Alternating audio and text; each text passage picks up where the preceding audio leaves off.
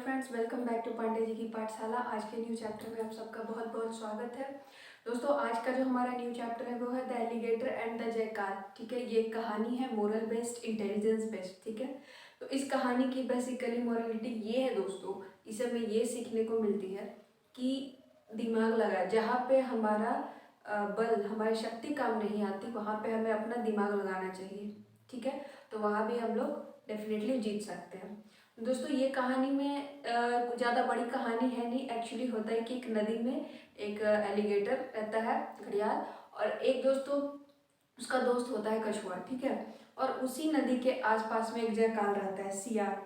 तो दोस्तों, होता ये है कि नदी के सारी मछलियाँ ये एलिगेटर जो है खा जाता है। ठीक है, उस नदी में एक भी मछलियाँ ये रहने नहीं देता, सब खा जाता है। तो फिर ऐसा होता है कि उस नदी की सारी मछलियाँ ख़त्म हो जाती है और इसको भूख से फिर मरना पड़ेगा। तो ये अपने दोस्त के साथ मिलकर एक प्लान बनाता है। तो वो कछुए से कहता है कि मैं मरने का नाटक करूँगा और तुम जो है उस सियार को, ठीक है, बोलना है कि मैं मर गया, और वो और जब मेरी अर्थी उठाने की जब बात आएगी, जब वो मेरे पास आएगा तो मैं उसको दबोच के खा लूँगा, वरना मैं तो तुम्हारा दोस्त भूखा मर जाऊँगा। तो ये सुन के कछुआ को थोड़ा लगता है बुरा, लेकिन फिर वो अपने दोस्त की खातिर राजी हो जाता है। वो कहता है ठीक है, मैं करके देखता हूँ।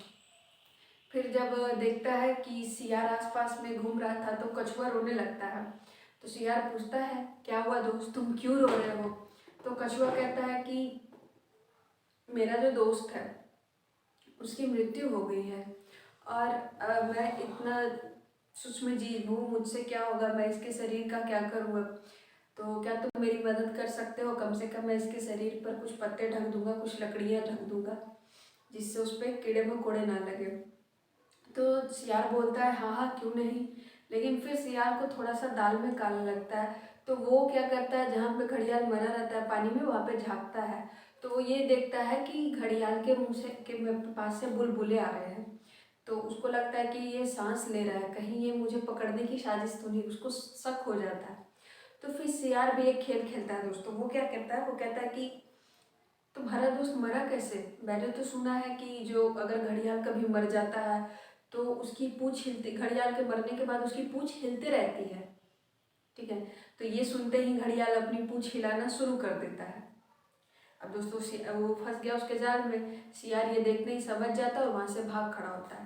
तब कछुआ उसको कहता है कि देखा, तुम फिर से हार गए। सिर्फ बड़ा शरीर होने से कुछ नहीं होता, कभी कभी दिमाग से भी काम लिया करो। अगर तुमने पूंछ नहीं हिलाया होता, तुम चुपचाप पड़े होते, तो तुमको खाना मिल जाता है। दोस्तों, कहानी यही ख़त्म होती है। इस कहानी की मोरल भी यही है कि कभी कभी दिमाग लगा लेना चाहिए। वो शक्ति से ज़्यादा काम सोच का होता है। ठीक है।